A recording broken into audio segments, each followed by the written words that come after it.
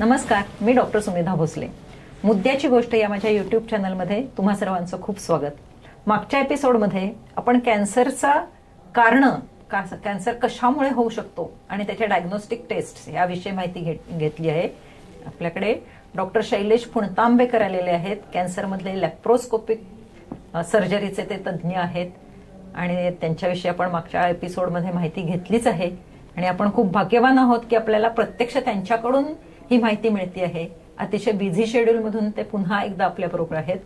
तर त्यांचे आपण पुन्हा एकदा आभार मानूया, पुन्हा त्यांचं स्वागत करूया. डॉक्टर, तुमचं खूप खूप स्वागत. या एपिसोडमध्ये आम्हाला स्टेजेस ऑफ द कॅन्सर बद्दल माहिती हवी आहे.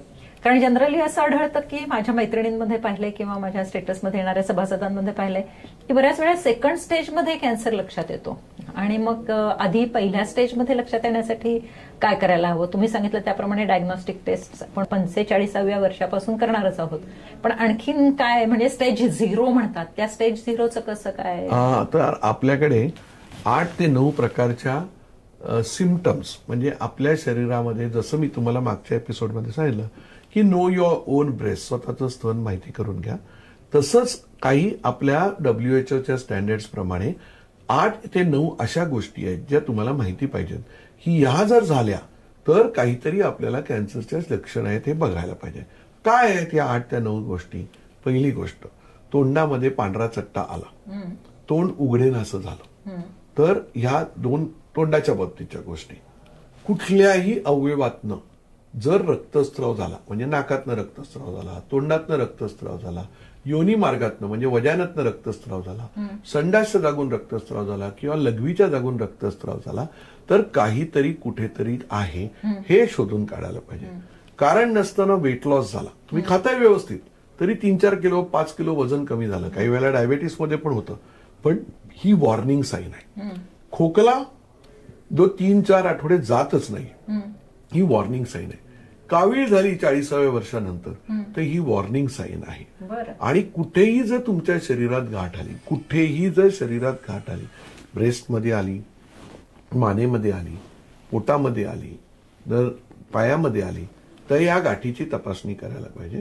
आणि फायनली जर तुम्हाला कुठेही मोल असेल, म्हणजे आपल्याला बर्थ मार्क असेल आणि ती काळी तीळ तो जर वाढायला सुरुवात झाली आणि तो अचानक वाढत असेल, तर कुठेतरी हे चुकतं आहे हे कळायला पाहिजे. या सगळ्या WHO complete science and symptoms आहेत.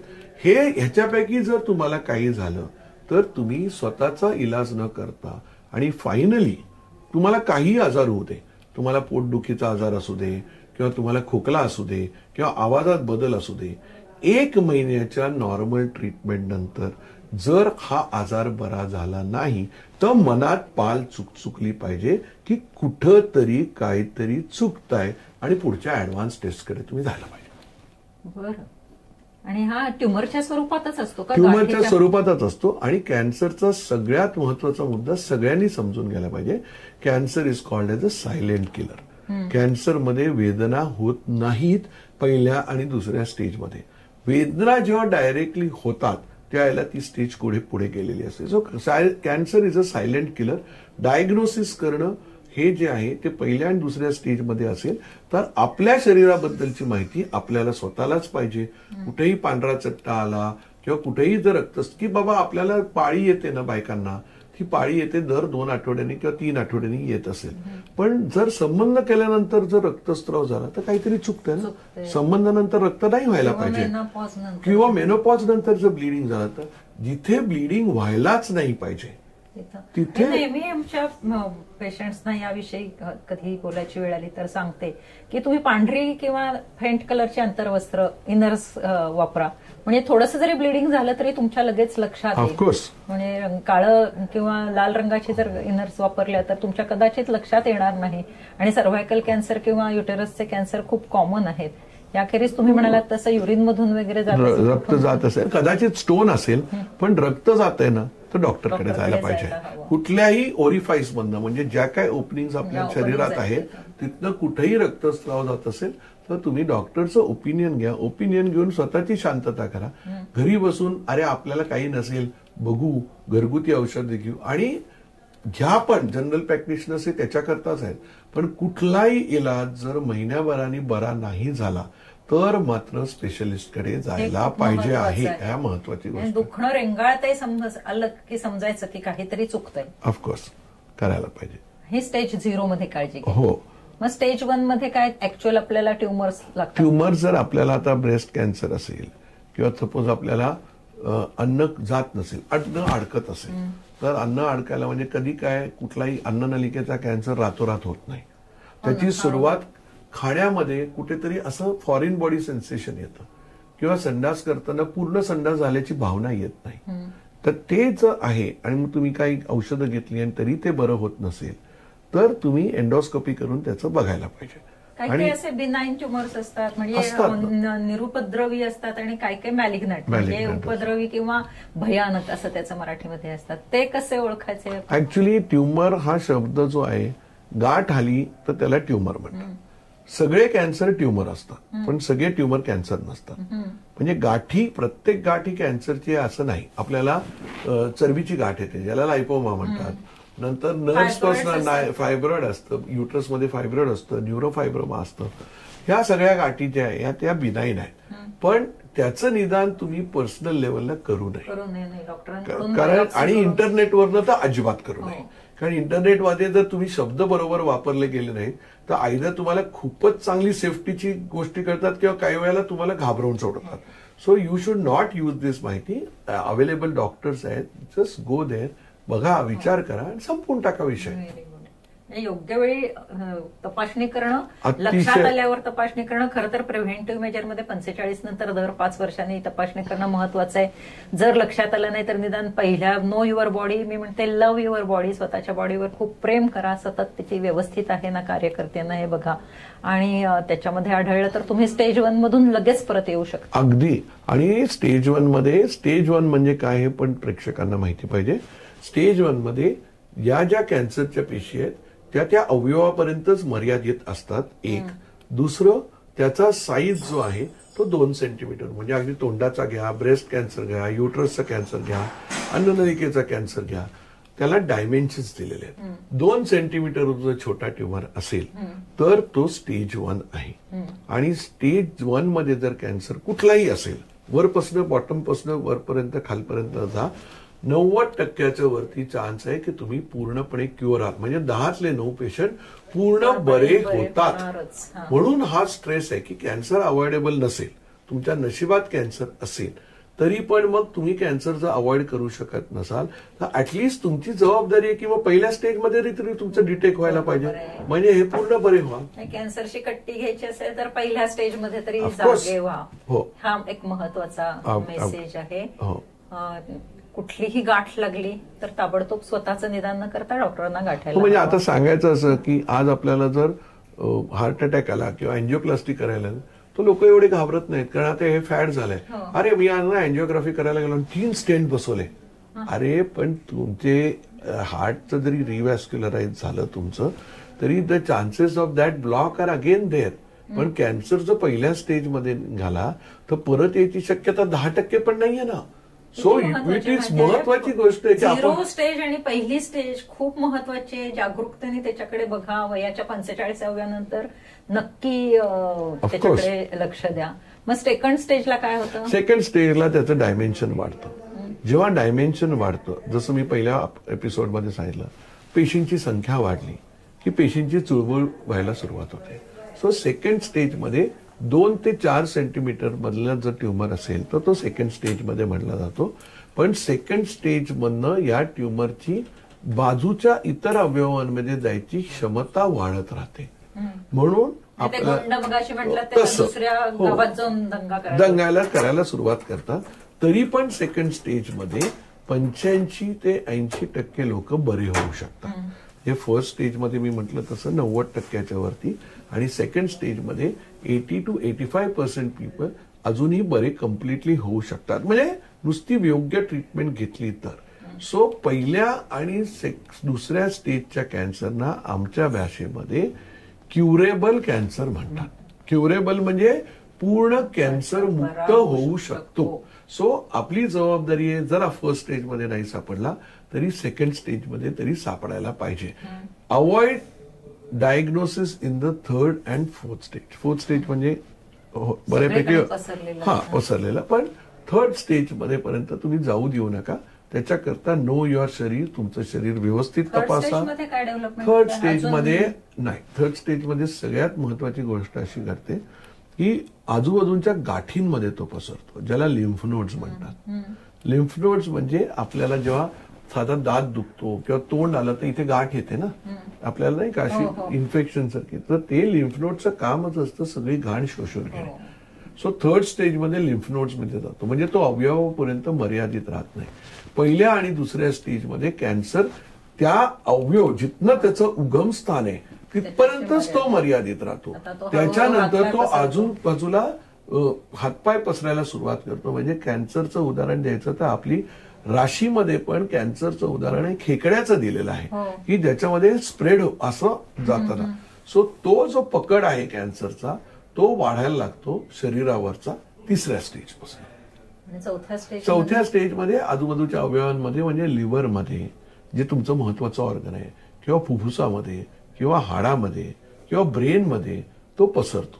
आणि ते जेव्हा पसरतो तेव्हा chances of survival are very poor, very poor. Even in fourth stage आजही काही कॅन्सर्स अशी आहेत की चौथ्या स्टेजमध्ये पण आज आपण 30 ते 40% लोक बरे करू शकतो.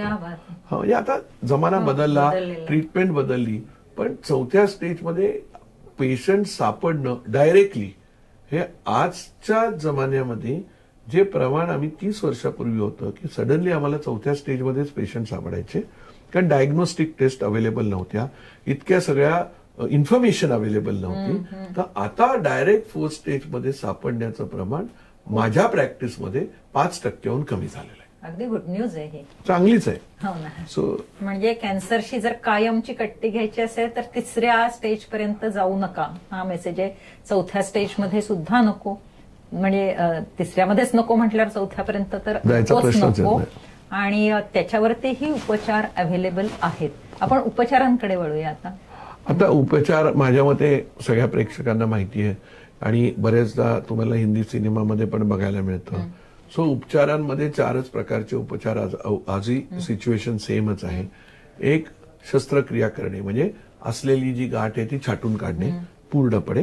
गाठ असली की ती काढायलाच लागते आणि ती बायोप्सीला पाठवायची, पण तो पूर्ण कॅन्सर काढून टाकणे हा एक इलाज. किमोथेरपी म्हणजे कॅन्सरच्या विरुद्ध दिलेली इंजेक्शन्स. ही जी इंजेक्शन्स आहेत ती कॅन्सरच्या विरोधात कॅन्सरच्या पेशींना मारली जातात. त्याच्यामध्ये आता अनेक प्रगत गोष्टी झाल्या. तर तिसरा प्रकार आहे तो रेडिएशन.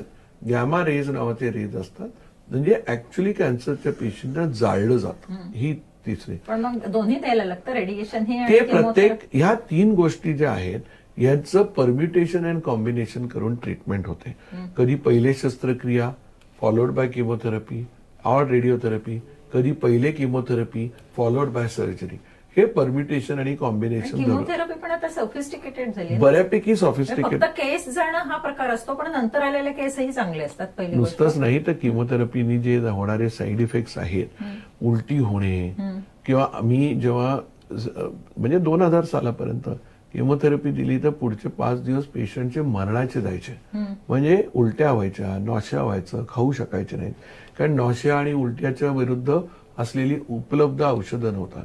आता ड्रग्स सेफ झालेले आहेत, उलट्या होण्याचं प्रमाण ऑलमोस्ट नाही. पांढऱ्या पेशी जरी खाली गेल्या, इन्फेक्शन व्हायची, तर ते पांढऱ्या पेशी परत वाढवण्याची इंजेक्शन्स आज GCSF म्हणजे कॉलनी स्टिम्युलेटिंग फॅक्टर नावाची औषधं प्रत्येक किमोथेरपी नंतर 5 दिवस दिली जातात. सो खूपच प्रगत झालेलं आहे. किमोथेरपी मला वाटतं अशासाठी आवश्यक आहेत की ज्या सशक्त पेशी आहेत त्यांना सुद्धा पूर्ण ते धुवून काढतात, असं नाही. ऍक्च्युली किमोथेरपीचं मेन कार्य काय आहे तुम्ही समजून. किमोथेरपीच्या औषधांना कॅन्सरची पेशी काय आहे कळत नाही. एकाची 2 रोज घडणाऱ्या ज्या गोष्टी आहेत त्यांना ते मारतं. ही जी औषध आहे एकाच्या 2 पेशी ज्या जिथे जिथे होत असतात तिथे ते मारतं. आता कॅन्सर व्यतिरिक्त आपल्या शरीरात रोज वाढणारी गोष्ट काय आहे तर केस. केस जातात.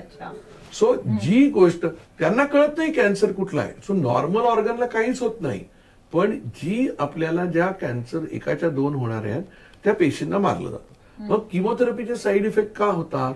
कारण ते तुम्हाला वरच्या तुमचे केस घालवतात, पण याच्यापेक्षा रोज तुमच्या शरीरात पांढऱ्या पेशी पण एकाच्या 2 होतात असतात, म्हणून पांढऱ्या पेशी पण कमी करतात. पांढऱ्या पेशी कमी झाल्या की इन्फेक्शन होतं, न प्रतिकार कमी होतं. आणि कॅन्सरच्या पेशी ज्या मारल्या जातात, आता तुमच्या घरी जी घाण आहे, स्वयंपाक केल्यानंतर जी घाण तुम्ही करता, ती जर बाहेर काढण्याकरता काहीतरी परिस्थिती पाहिजे ना, तर या ज्या मेलेल्या कॅन्सरच्या पेशी आहेत या लघवीतनं किंवा लिव्हरमधनं बाहेर पडतात.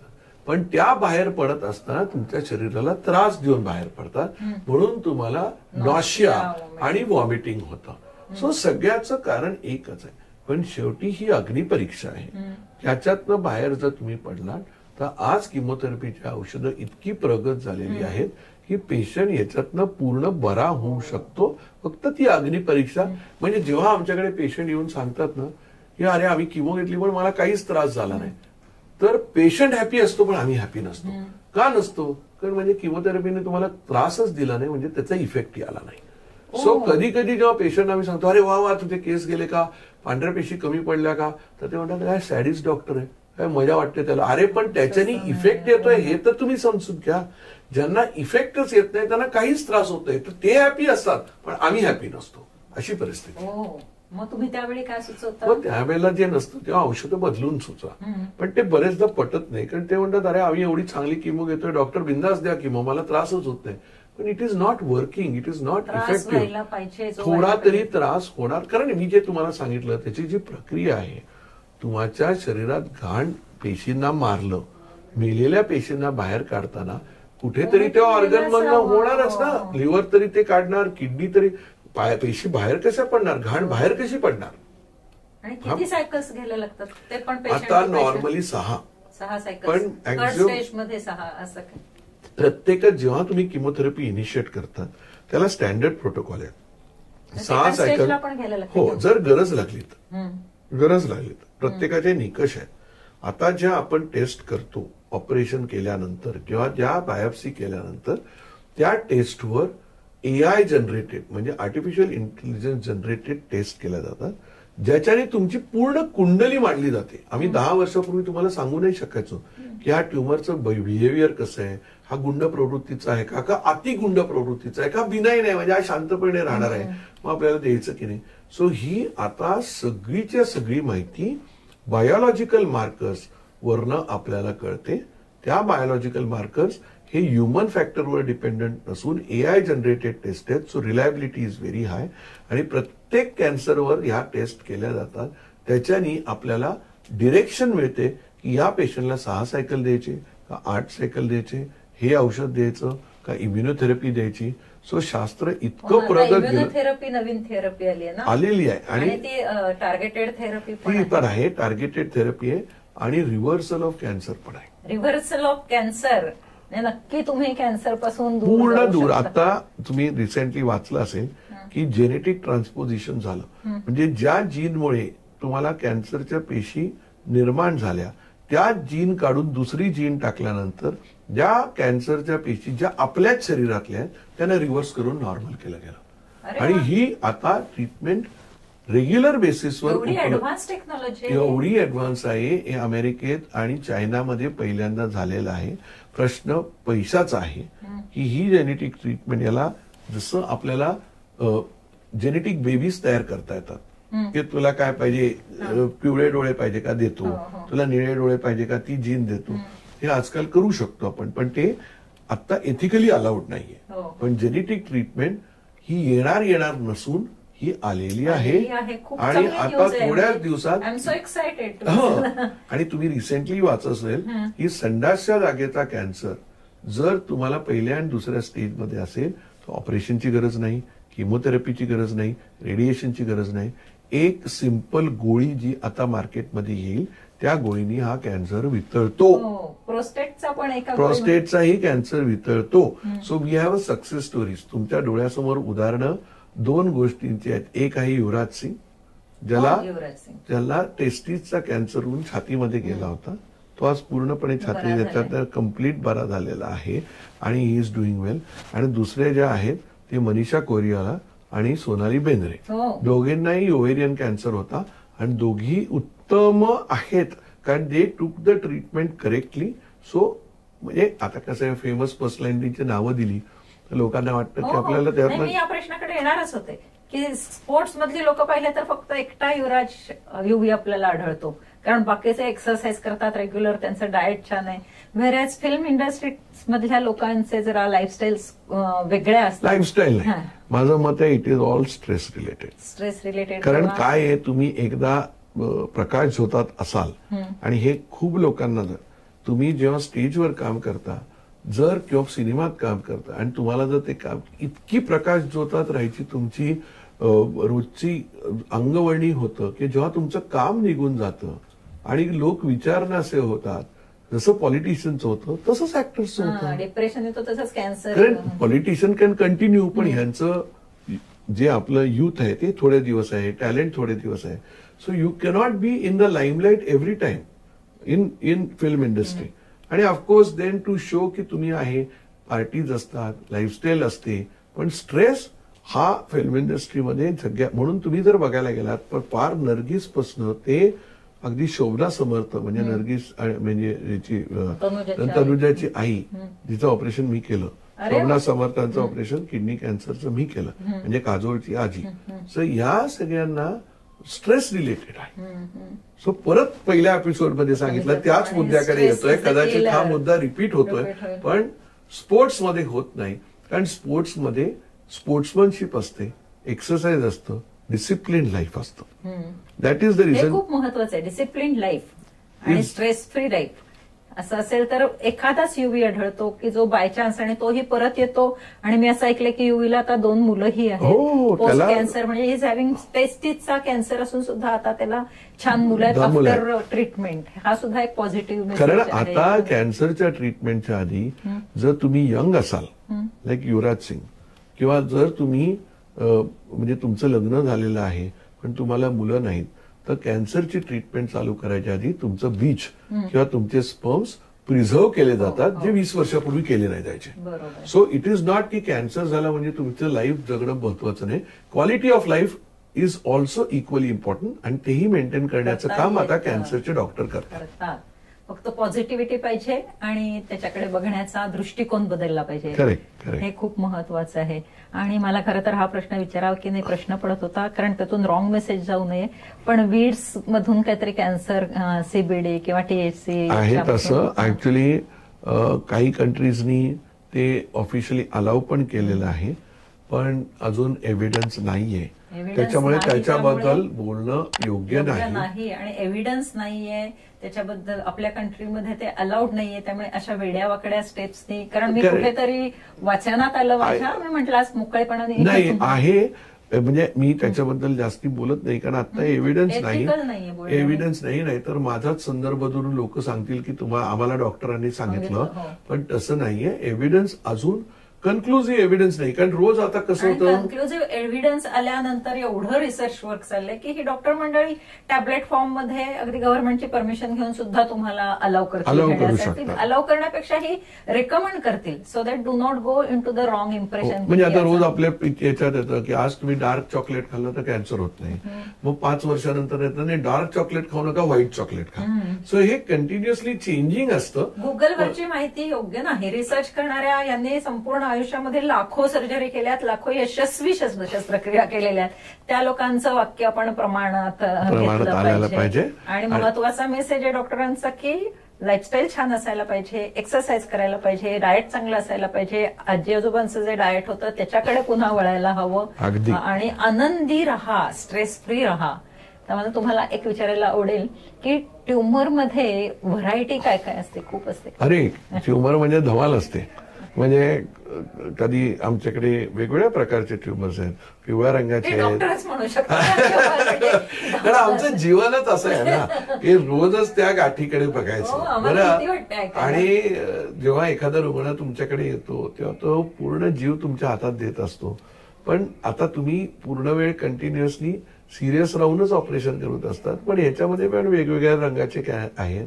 मेलॅनोमा म्हणजे आपल्याला जो काळ्या रंगाचा आहे पिवळ्या रंगाचा कॅन्सर आहे, टेस्टिस कॅन्सर हा पिवळ्या रंगाचा असतो, स्टमकचा कॅन्सर लाल रंगाचा असतो. सो असे वेगवेगळ्या रंगाचे कॅन्सर्स असतात. थायरॉइडचा कॅन्सर ग्रे कलरचा असतो. सो वेगवेगळ्या कलरचे कॅन्सर्स असतात आणि त्याच्याप्रमाणे ठरवलं जातं. पण बेसिकली ट्युमर जो आहे तो आपल्या शरीराच्याच पेशी असल्यामुळे त्याच्याबद्दल काढणं, शस्त्रक्रिया करणं आणि आता जे शस्त्रक्रिया ज्या होतात त्याही 20 वर्षापूर्वीपेक्षा खूप मला विचारायचं राहिलं महत्वाचा, रोबोटिक आहात तुम्ही तज्ञ, डॉक्टर रोबोटिक टेक्निकने करतात, त्या टेक्निक बद्दल आम्हाला माहिती आहे. ऍक्च्युली कसं आहे की तुम्हाला टेक्निक जे आहे की कॅन्सरच्या शस्त्रक्रिया एका जमान्यामध्ये वरपासून खालपर्यंत पोट उघडून किंवा छाती उघडून ऑपरेशन्स व्हायचे. सो त्यावेळेला ऑपरेशन झाल्यानंतर पेशंटला वेदना खूप व्हायच्या आणि काही गोष्टींनी त्रास पण व्हायचा आणि सगळं आमच्या डोळ्यावर रिलायबल असायचं. की नेहमी सर्जनच्या बद्दलची व्याख्या अशी होती, सर्जन कसा असायला पाहिजे तर लेडीज फिंगर्स म्हणजे इतके नाजूक हात पाहिजे, तीक्ष्ण नजर पाहिजे म्हणजे घारीसारखी, इगल्स आईज, आणि हृदय कसं पाहिजे तर सिंहासारखं पाहिजे की कुठलाही ट्युमर असेल तर बिंदास त्याला जाऊन भडकायला पाहिजे. टेक्नॉलॉजी बदलली. आज तुम्ही मोबाईल फोन घेतला, फोटो काढला, हाताने मोठा केला तर काढलेल्या फुलामध्ये पण किती सूक्ष्म गोष्टी आहेत त्या कळतात. सो रोबोटिक सर्जरीमध्ये किंवा दुर्बिणीतनं केलेल्या शस्त्रक्रियेमध्ये तुम्ही 3Dचे कॅमेराज वापरतात जेणेकरून जी कॅन्सरची पेशी तुमच्या डोळ्याला दिसते त्याच्यापेक्षा 40 पट जास्ती दिसते, 40 टाइम्स मॅग्निफाईड. सो कुठलीही पेशी तुम्ही चुकवू नाही शकत. दुसरी महत्वाची गोष्ट, जेव्हा आपण रोबोटिक सर्जरी करतो तेव्हा अर्ध्या सेंटीमीटरची 3 बोकं, अर्धा सेंटीमीटर म्हणजे दाढी करताना जेवढा कट होतो तेवढ्या सेंटीमीटरच्या ह्याच्यातनं आपण भोकातनं ही शस्त्रक्रिया करतो. आणि हे आतमधली शस्त्रक्रिया सेम राहते. तुम्हाला एखाद्या रूम मधनं सामान आणायचं असेल तर 2 मार्ग आहेत. दरवाजा उघडून आत जा आणि सामान घेऊन बाहेर जा, किंवा दरवाजामध्ये असलेली फट आहे त्याच्यातनं काही विशिष्ट हत्यारं घालून ते सामान बाहेर काढा. सो जे ऑपरेशन्स आहेत कॅन्सरची, आतमधली ऑपरेशन सेम आहेत. पोटाच्या आतमध्ये जाणारा मार्ग बदललेला आहे, तो दुर्बिणीतनं केला जातो, पण 40 पट जास्ती दिसतं. त्याचं रेकॉर्डिंग होतं. परफेक्शन म्हणजे तुम्हाला 10 लेनच्या एक्सप्रेस वेवर भर दुपारी 2 वाजता एकटे तुम्ही गाडी चालवत आहे तर तुम्ही ऍक्सिडेंट व्हायची शक्यता किती? 0. म्हणजे तुम्ही मूर्ख असायला पाहिजे की तुम्ही जर ते ऍक्सिडेंट झाला तर तुम्हाला इतकं सुंदर दिसलं, एकूण एक पेशी एवढी दिसली तर प्रत्येक गोष्ट निघणार आहे. आणि ऍडव्हान्स टेक्नॉलॉजी आहे ही, म्हणजे तुमचं ऑपरेशन परफेक्टलीच होणार. डॉक्टरांना पुरेपूर नॉलेज आणि शांती मनाला करताना असिस्टंट आहे. आणि तो रोबोटिक सर्जरी ही काही फ्युचर नाहीये, ही प्रेझेंट आहे. आता फक्त प्रश्न पेशंटची अफोर्डेबिलिटीचा आहे. पण रोबोटिक सर्जरी सारखी शस्त्रक्रिया नाही आणि पोस्ट ऑपरेटिव्ह काहीच नाही. तर पोटाचा एवढा मोठा भाग तो भरून येण्यासाठी पुन्हा वेळ लागायचा. सो टेक्नॉलॉजी खूप पुढे गेलेली आहे. रोबोटिक शस्त्रक्रिया आज म्हणजे फक्त आपल्याला भारताच्या बाहेर, अमेरिकेत असं नाही तर पुण्यात जवळजवळ सगळ्या मेजर हॉस्पिटल्समध्ये सगळे रोबोट्स आलेले आहेत. सो डॉक्टरांनी प्रथम आणली, मी प्रथम आणलं. पण ते आता प्रथम दुय्यम हा महत्वाचा मुद्दा पण शेवटी ही टेक्नॉलॉजी महत्वाची, माणूस महत्वाचा नाही. आणि आपल्या दृष्टिकोनातनं हेल्थ केअरमध्ये आपण जसं प्लेनमध्ये शिरल्यानंतर आपण विचार करतो का पायलट कोण आहे, शिक्षण किती आहे, तो 12वी पास झालाय का, तो मुलगा आहे का मुलगी आहे का, इतर कोणी आहे. पण आपण त्या मशीनवर विश्वास ठेवतो की आपल्या फ्लाईटमध्ये गेल्यानंतर हा मुंबईहून लंडनला हे फ्लाईट तुम्हाला सेफली पोहोचेल. तेवढी सेफ्टी आज आपल्या हेल्थकेअरमध्ये आली आहे का, तर हेल्थकेअरमध्ये आता येते. कारण रोबोटिक शस्त्रक्रियेमुळे जे टॅलेंट तुमच्याकडे कदाचित नसेल, प्रत्येकाला टॅलेंट नसतं, पण जी तुमची गॅप आहे, स्किल बेस गॅप आहे, ती भरून करण्याचं काम रोबोटिक म्हणजे प्रत्येक सर्जन हा चांगलेच रिझल्ट देईल. म्हणजे बेनिफिशरी फायनली कोण आहे तर रुग्ण आहे. आणि म्हणून रोबोटिक सर्जरीचा आज सगळीकडे गवगव आहे. कारण सेफ्टी इन्क्रीज झाली, रिझल्ट बेटर झाले, कमीत कमी कापून जास्तीत जास्त शस्त्रक्रिया होण्याचे कार्य झालं. सो हे सगळ्या गोष्टी आहेत. पैसा या सगळ्या टेक्नॉलॉजीला लागतो. आता तुम्ही बिझनेस क्लासनी गेला तर जास्ती पैसे भरायलाच लागतात, इकॉनॉमी क्लासनी गेला तर कमी पैशात भर. असा विचार करायला हवा की जिथं जायचा तिथे पैसा जातो, जेव्हा यायचा तो पैसा येतो. आपण आपलं कर्म चांगलं ठेवायला पाहिजे, आपले विचार. तुम्ही जिवंत राहिलात तर कार्य पैसे मिळवू शकता ना. सो हेल्थमध्ये कुठे घासाघीस, म्हणजे हा महत्वाचा मुद्दा आहे. याचा अर्थ तुम्ही काही खूप पैसे भरावे अशी परिस्थिती नाही. हळूहळू ही ट्रीटमेंट सुद्धा मी असं ऐकलंय की इम्युनो ट्रीटमेंट जी होती त्याला पूर्वी 40 लाख खर्च यायचा, आता ते 2-2.5 लाखापर्यंत खूप कमी खर्चात गव्हर्नमेंट ऑफ इंडियाने खूप त्याच्यावर निर्बंध घातले. डॉक्टर्सचे प्रयत्न चालू आहेत, रिसर्चर्सचे प्रयत्न चालू आहेत, गव्हर्नमेंटचे प्रयत्न चालू आहेत की रुग्णांना जास्तीत जास्त फायदा आहे. पण जिथे आवश्यक आहे तिथे खर्च करायलाच पाहिजे. पण या टेक्नॉलॉजी बद्दलची माहिती पाहिजे. रेडिएशनची टेक्नॉलॉजी आहे त्याच्यामध्ये पण आता खूप बदल झालेले आहेत. तुम्हाला ज्या भागाला लाईट द्यायचे तेवढ्याच भागाला जाळलं जातं, इतर भागाला जाळलं जात नाही. ही टेक्नॉलॉजी आलेली आहे. जसं किमोथेरपीमध्ये इम्युनोथेरपीची आलेली आहे, टार्गेट ट्रीटमेंट आलेली आहे, गोळ्या आलेल्या आहेत. आता तुम्हाला जर डिटेक्ट झालं की तुम्हाला जेनेटिकली तुमच्या आईला कॅन्सर होता आणि तुम्हाला आता ती जीन जर डिटेक्ट झाली तर ती जीन मारण्याचं काम करणाऱ्या गोळ्या उपलब्ध झालेल्या आहेत. म्हणजे तुम्हाला ब्रेस्ट कॅन्सर आईला झाला म्हणून होईलच हे होऊ नये म्हणून या गोळ्या उपलब्ध आहेत. सो टेक्नॉलॉजी खूप पुढे. टार्गेटेड टेक्नॉलॉजी, टार्गेटेड म्हणजे ज्या कॅन्सरच्या पेशी आहेत त्यांच्यामध्ये काही गोष्टी नॉर्मल पेशींपेक्षा वेगळ्या असतात. की त्यांना अमिबा जसं असतो, एकाचा 2 होतो, व्हायरस जसा होतो, त्याला मायटोकॉन्ड्रिया असतात आतमध्ये, त्याच्याने ते वाढतात. सो टार्गेटेड ट्रीटमेंटमध्ये त्या फक्तच अशा पेशींना मारलं जातं ज्या एकाच्या 2 होतात नाही, तर त्यांच्यामध्ये हे काहीतरी विशिष्ट वेगळे आतमध्ये असलेले मायटोकॉन्ड्रिया आहे किंवा mRNA आहे, चुकीच्या गोष्टींना फक्त मारतात आणि त्याच्यामुळे केस पण जात नाही आणि बाकीच्या गोष्टी होत नाहीत. किती ऍडव्हान्स ट्रीटमेंट येते. कशाला कॅन्सरला घाबरायचं नाही का? घाबरायचं नाही, म्हणजे होऊ द्यायचा नाही ही सगळ्यात महत्वाची गोष्ट. पण झाला तरी पहिल्या स्टेज दुसऱ्या स्टेजमध्ये डिटेक्ट करावा. आणि जर नाही करता आला तरी आज टेक्नॉलॉजीनी तुम्हाला 3ऱ्या आणि 4थ्या स्टेजमध्ये पण आम्ही जगवू शकतो. फक्त डॉक्टरवर विश्वास ठेवा, पॉझिटिव्ह ऍटिट्यूड ठेवा, टेक्नॉलॉजीवर विश्वास ठेवा आणि 4 ठिकाणी 4 ओपिनियन्स घेऊन स्वतःचं अजून कन्फ्युजन वाढवू नका. कुठेतरी तुम्हाला एक आपला माथा टेकायला पाहिजे आणि विश्वास ठेवून ठेवायला हवा. खूप महत्वाचा मेसेज आहे. आता तुमच्या आयुष्यातलं सगळ्यात अवघड ऑपरेशन कुठलं? सगळ्यात अवघड ऑपरेशन म्हणजे मी मागच्या एका पण गोष्टीत सांगितलं होतं की माझ्याकडे एक 18 वर्षाचा मुलगा आला होता. 18व्या वर्षीच 18 इयर. त्याचं नावही मी तुम्हाला सांगतो. त्याचं नाव होतं अक्षय बदक, म्हणजे आडनाव बदक आणि अक्षय.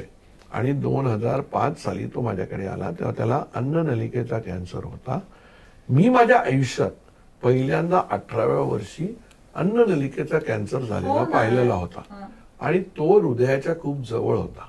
18व्या वर्षी त्यावेळेला ती 2006 मध्ये ऍडव्हान्स किमोथेरपी उपलब्ध नव्हती.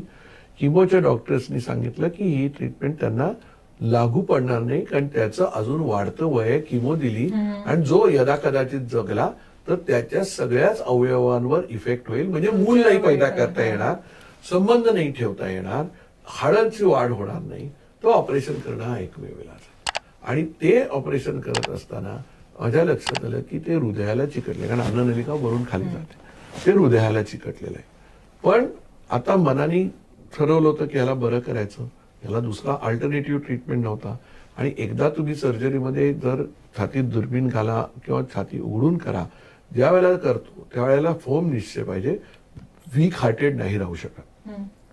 हृदयाला चिकटलेलं होतं. प्रत्येकाला मी हृदयापासून सेपरेट करायला गेलं की त्याचा हार्ट 160-170 पल्स रेटवर जायचं. 4 तासाच्या सर्जरीने मी तो काढला, तो ट्युमर काढला, पेशंट व्यवस्थित झाला. किती आकार होता? आणि त्याचा साधारणपणे 6 सेंटीमीटरचा होता. पण हृदयाला चिकटला असतानाच हृदयाच्या एका भागाला भूक पडली. कुठल्या भागाला? त्याला एट्रियम असं म्हणतात. आणि त्याला माझ्या हाताचा कप्पा त्याला एक छोटं भोग पडलं. अशा सिच्युएशन मध्ये कार्डिओथोरॅसिक सर्जन अवेलेबलच आहे असं नाही. आणि ते भोग जेव्हा आम्हाला पडलेलं दिसलं त्यावेळेला 2च मार्ग होते. एक तर त्या भोकातनं रक्तस्त्राव खूप होत होता, तो शिवा, ज्याची की मला सवय नव्हती कारण मी काय हृदयाचा डॉक्टर नाही, किंवा हृदयाचा डॉक्टर येईपर्यंत वाट पहा, तोपर्यंत वेळ ब्लिडिंग नव्हता. खूप होणार. आणि तो देवाचं नाव घेऊन मी जसं म्हटलं की त्यावेळेला 30 सेकंड थांबा, ज्याच्याकडे तुम्हाला विश्वास आहे टाका, ह्याच्यातनं मार्ग सोडव. मी मनाने हिया करून ते शिवलं, रक्तस्राव थांबला, पेशंटचं ऑपरेशन सक्सेसफुल झालं. एवढंच नव्हे तर आज तो मुलगा परवा 36 वर्षाचा झाला, 2 मुलं घेऊन माझ्याकडे आला आणि माझ्या पायावर त्याने डोकं ठेवलं आणि सांगितलं ही तुमची कृपा आहे. पण कोणाला माहिती होतं की मी याला अजून 18 वर्ष वाचवणार आहे. जेव्हा हृदयाला भूक पडलो आणि ते पण ऑपरेशनचा कॅन्सर करताना, आणि ते भूक बंद करायचं माझ्याकडे टेक्नॉलॉजी, म्हणजे टेक्नॉलॉजीपेक्षा त्याचं माझं शिक्षण नव्हतं, कारण मी हृदयाचा डॉक्टर नाही. त्या मोमेंटला तेवढा धीर धरून स्वतःचा एक करून आम्ही जे काय केलं ते मी माझ्या थोड्याफार स्किलनी केलं, पण वरच्या मनात होतं की त्यांनी जगायला पाहिजे. So there is a super power. आणि हे सो हंबल. प्रत्येक वेळी तुम्ही बघा डॉक्टर देवाला त्यांचं क्रेडिट देतात आणि तेच खूप महत्वाचं आहे. हा विश्वासच माणसाला एवढ्या तुम्ही देव म्हणा, तुम्ही युनिव्हर्स म्हणा, तुम्ही काय शक्ती म्हणा, पण देर इज समथिंग. आणि जर तुम्हाला गोष्ट सक्सेसफुल व्हायची असेल तर ते 100% होते. म्हणजे अगदी शाहरुख खानचा डायलॉग आहे, असं कायनात ने अगर डिसाइड किया की तुम सक्सेसफुल होणार तो होणार. पण तेच जर तुम्ही विपरीत होणार असेल तर तुम्ही जगातले बेस्ट एफर्ट टाका, पण ते होत नाही. सो हा आला आणि या ऑपरेशन्स मध्ये तो वाचला. तो अजूनही परवा आला. अक्षय बदक नाव, त्याला 2 मुलं झाली. आणि ह्याच्याहून जास्त तुम्ही काय कमवायचं आयुष्यात, हे महत्वाचं आहे. खूप महत्वाचं आहे. खूप छान आहे. तुम्हाला खरं तर प्रत्येक ऑपरेशन म्हणजे एक वेगळा अनुभव असेल आणि वेगळा आनंद असेल. डॉक्टरांचा सगळ्यात आनंद असतो की पेशंट बरा होतो आणि तो पुढचं त्याचं आयुष्य खूप आनंदाने जगतो. आपला जो विषय होता मुद्द्याची गोष्ट मध्ये मी पहिल्यांदा सांगितलेलं होतं किंवा आपलं जे टायटल आहे कॅन्सरशी कायमची कट्टी, आणि ही कट्टी घेणं शक्य आहे. मी तुम्हाला सांगितलं होतं की मी सगळ्यात शेवटी त्याचं उत्तर देणार आहे आणि डॉक्टर त्याच्यावर शिक्कामोर्तब करतात. बरोबर आहे ना. त्याला फक्त त्यांनी सांगितलं त्याप्रमाणे तुमचा आहार विहार आचार विचार चांगला ठेवा, किंवा डॉक्टरांनी जे सांगितलं ते आपल्या गीतेतही सांगितलंय की यमनियम म्हणतात त्याला, अहिंसा सत्य अस्तेय ब्रह्मचर्य अपरिग्रह. म्हणजे जर तुमची वागणूक सगळी छान ठेवली, थोडक्यात तुमची लाईफस्टाईल हेल्दी ठेवली, विचार छान ठेवले, स्ट्रेस पासून लांब राहिला तर तुम्ही नक्की याच्यापासून बाहेर पडता. हा मेसेज तुमच्या तोंडून ऐकू दे, कारण तुमच्या तोंडून हे ऐकणं आमच्या सर्वांसाठी वाक्य. प्रिव्हेन्शन हा तर बेस्टच इलाज आहे. म्हणजे मी जे आपण या एपिसोडमध्ये सांगितले, या गोष्टी करू नका, त्या गोष्टी करू नका, स्ट्रेस घेऊ नका, एवढं करून जर तुमच्या नशिबात कॅन्सर लिहिलेला असेल तर प्रत्येक माणसाची, स्त्रीची जबाबदारी की ऍटलिस्ट त्याचं डायग्नोसिस पहिल्या किंवा दुसऱ्या स्टेजमध्ये करावं. म्हणजे आत्ताच्या घटकेला गेली 50 वर्ष प्रिव्हेन्शन ऑफ कॅन्सरवर अनेक कामं झाली, तरी पण आपण पूर्ण तो प्रिव्हेंट नाही करू शकलो. पण गेल्या 10 वर्षात जे कॅन्सर आम्ही 3ऱ्या आणि 4थ्या स्टेजमध्ये बघायचो त्याचं प्रमाण कमी होत चाललंय. आणि तुमच्या पॉडकास्टमधनं हा मेसेज जायला पाहिजे की कॅन्सर होणं जरी खूप वाईट नाही, पहिल्या आणि दुसऱ्या स्टेजमध्ये तुम्ही बरे होऊ शकता. जर तुमच्या नशिबात कॅन्सर लिहिलेला असेल तर रडून आणि मला होऊच शकत नाही असा विचार न करता योग्य सल्ला घ्या, योग्य डॉक्टरकडे जा. टेक्नॉलॉजी प्रगत झालेली आहे. तुम्ही याच्यातनं हृदय, हार्ट अटॅक आणि डायबिटीस मध्ये तुम्ही फक्त कंट्रोल करता. आम्ही तुम्हाला पहिल्या आणि दुसऱ्या स्टेजमध्ये क्युअर करू शकतो. कंट्रोल नाही करत, आम्ही क्युअर करतो. हा महत्वाचा आहे. सो क्युअर द कॅन्सर मुख्य म्हणजे 45व्या वर्षापासून आधीपासूनच तुम्ही टेस्ट करा.